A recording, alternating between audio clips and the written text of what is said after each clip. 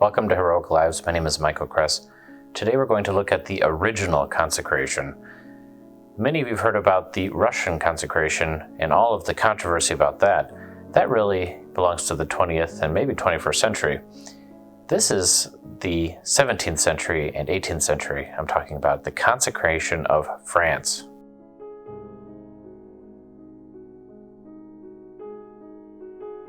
The devotion to the Sacred Heart has been around for a long time. Many of us take it for granted. It becomes the name of some of our churches, but do we really understand it? Do we really embrace it? St. Margaret Mary Alacoque was the saint who was chosen to reveal it in a more public way to the universal church. And while St. Gertrude the Great had also had a great devotion to the Sacred Heart, it wasn't yet time.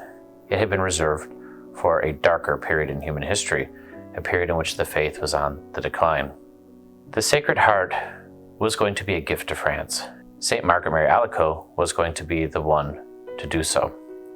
She had several visions of Jesus and Mary, and in one particular one, on the Feast of the Sacred Heart of Jesus, on June 17th, 1689, Jesus told her that it was time for France to be consecrated to his Sacred Heart, to tell the king who currently sat on the throne, Louis XIV, that should he do so, he would have a great reign and France would be a great nation.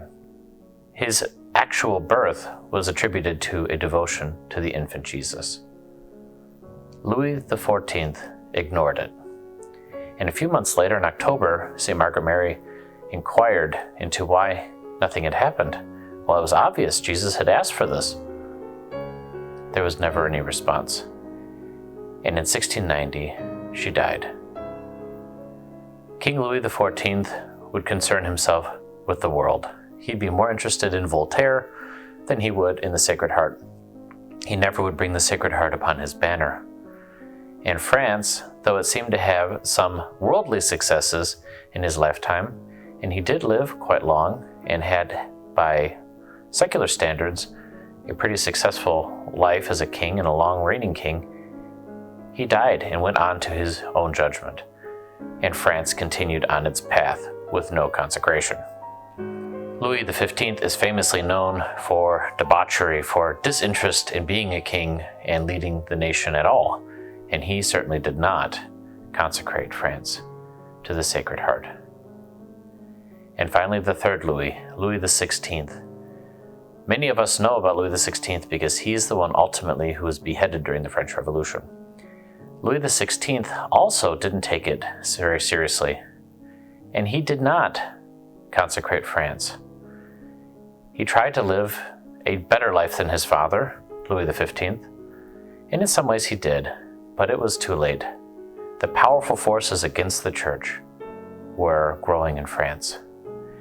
And in 1789, the French Revolution broke out 100 years after the request for the consecration of France.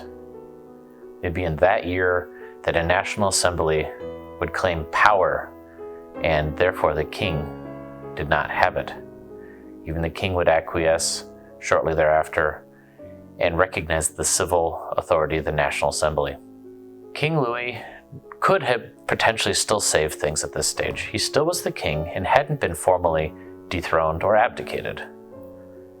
However, in 1791, instead of doing what Jesus had asked through St. Margaret Mary Alacoque, he fled. He and his entire household, Queen Marie Antoinette, tried to make it to Belgium, where they could fight a resistance campaign against the French Revolution.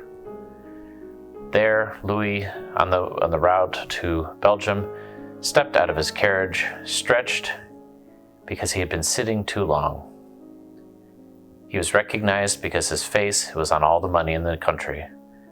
He was arrested before he could make it to Belgium, was imprisoned, and there in prison, the king was declared no longer the king. And it was only after the National Assembly had formally declared that he had no power, that in a prison cell, with the help of a priest, Louis XVI tried to do the consecration. The priest urged him to do it. However, in hindsight, it seems to have been too late. and in 1793 he was beheaded. The last king of France for some time. We would have after him Napoleon and some not so great kings of France, but it really was the final moments of the French monarchy. And it also was the beginning of the end of France, because right after that, Napoleon would lead military conquests and do what you would think of as great things by worldly standards, but it was the final hurrah for France. And after that, it would shrink and become less important, less strong. Its colonies would fade until it is what it is today. No longer a leader in the world, but just one of many nations, and one that is highly secular. Now, how this ties into Fatima. The seer from Fatima, Lucy, had other visions of Jesus and Mary after Fatima. In 1929, Mary appeared to her and said, "Why has my Immaculate Heart not been consecrated?" And in the same year, Jesus came and said, "If this is not done, Russia will spread its errors and it will have misfortune, just as France has had misfortune because it did not heed the warnings to consecrate France to the Sacred Heart." In this message, you see the two hearts coming together. France should be consecrated to the Sacred Heart, Russia to the Immaculate Heart, and through this entrustment, there would be peace and prosperity. France appears to have never done it. Louis XVI did try. Whether he did or not is up to you. And Russia is obviously continues to be controversial, despite several attempts to do so. I won't wade into that right now. But maybe we should reflect on consecrating ourselves to the Sacred and to the Immaculate Heart. If it was good for France, and if it was good for Russia, if it was the will of God and the Blessed Virgin Mary that we do so, now's the time. What are we waiting for? Highly suggest consecrating yourself, your family, and enthroning them, the Sacred Heart and the Immaculate Heart, two hearts beating together, and they are waiting to give you graces in the nations of the world that embrace them too. If you enjoyed this video, found it useful, please subscribe, leave a like, and I'll see you next time.